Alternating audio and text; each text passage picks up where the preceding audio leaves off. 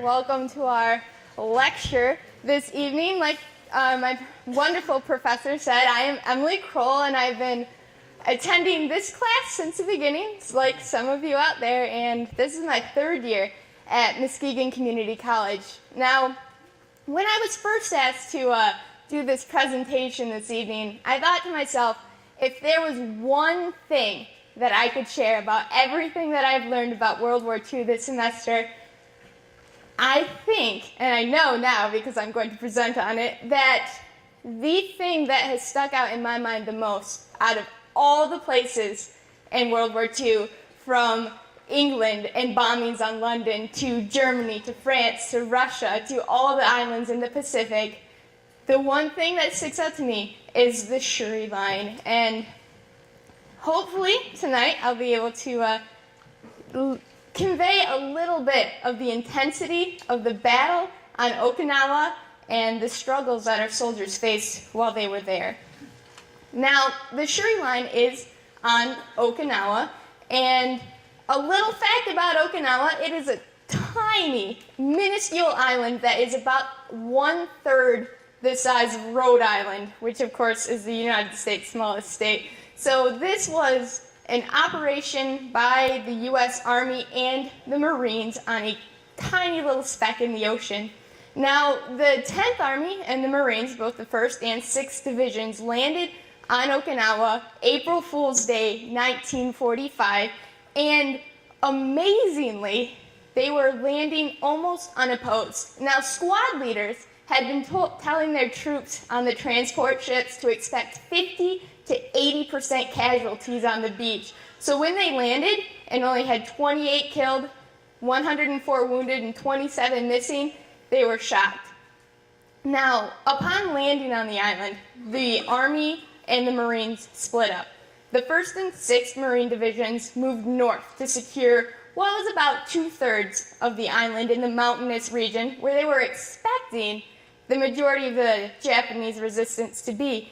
And the 10th Army moved south towards the area known as Shuri. On April 4th is when the 10th Army encountered the resistance and the defenses at Shuri, but the 1st and 6th Marines had a relatively easy time up in the north and had the entire 2/3 of the island secured on the 20th of April. Now, this is the Shuri Line, and it is near the southern portion of Okinawa. And I want to point out a few things to you here. Now, initially, the Shuri Line composed of all this area here, and what it was the Japanese had dug in defenses of caves and interconnecting tunnels with horrendously well done firing forts that were camouflaged. So when the Army came south, they came right through here towards the middle, towards this area, which is the town of Shuri and Shuri Castle, and then also the capital of Okinawa is Naha right there. But they encountered this resistance and stopped dead. By the 20th of April, they had only moved a matter of a half a mile against these defenses. So once the 1st and 6th Marines had the north secured, they moved and came south to assist the Army. Now, these dark line here are the initial dividing lines between the Army and the 2 Marine divisions. And what we're going to see is as the battle progresses, this dividing line between the 6th Marine Division and the 1st Marine Division is going to shift. And as our troops successfully get past the first line of defenses, the Japanese simply move farther south to another set of defenses, so that in a course of about 2 months, 3 months if you count the length of time that the Army had been engaged, they only come down to this area, which is the last Japanese defenses. Now, this is only an area of about 4 miles north to south. It's about 6 miles across. So that is an incredible amount of time to cover a relatively small distance, and that is a wonderful and horrible example of just how well the Japanese were defending their island. And they knew that Okinawa was the last step between the Americans and the homeworld of Japan. So they were ferocious in their defense. Now, I want to talk a little bit about just how they managed to hold off Army and Marines for such a long amount of time. And it is mostly because they had almost perfected the system of island defense. Now, I say almost because, well, we did manage to break through in the end. But what they would do is in their caves and in their tunnels, they would have armored doors in the front of their heavy artillery and machine guns. And what would happen is when the Marines would move forward, they would open the doors and begin firing. Now, what happens? Well, the Navy and the ocean off the coast sees the flashing from the guns, and they see the flashing from the artillery, and they shoot, and they completely shell wherever they see the flashing light. So what the Japanese did is they put those armored doors on. So they would open and shoot and close the doors. In comes Navy barrage. Guess what?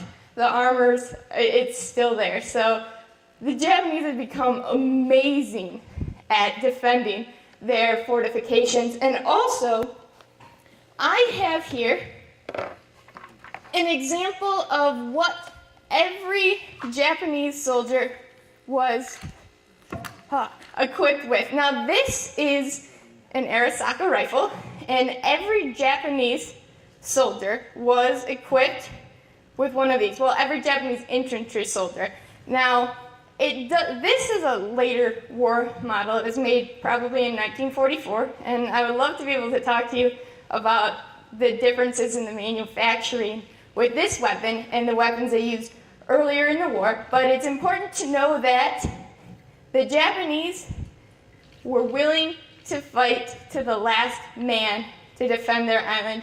And this is the sort of thing, and in fact, rifles just like this is what our Marines and Army were facing on the slopes of these fortifications. And also, the Japanese had a wonderful system, and by wonderful I mean horrible, of infiltration. At night, while the soldiers are bogged down in their foxholes, trying to get in some whatever sleep they can get on the front lines, the Japanese would sneak in, dive into their foxholes, and try to eliminate as many enemy, or in our case, friendly, soldiers as they could. And this is a World War II Japanese bayonet.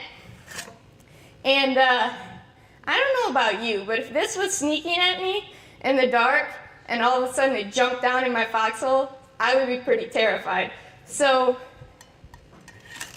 the Japanese were very good at scaring the U.S. soldiers and keeping them on their toes, and also really good at digging tunnels and defending them.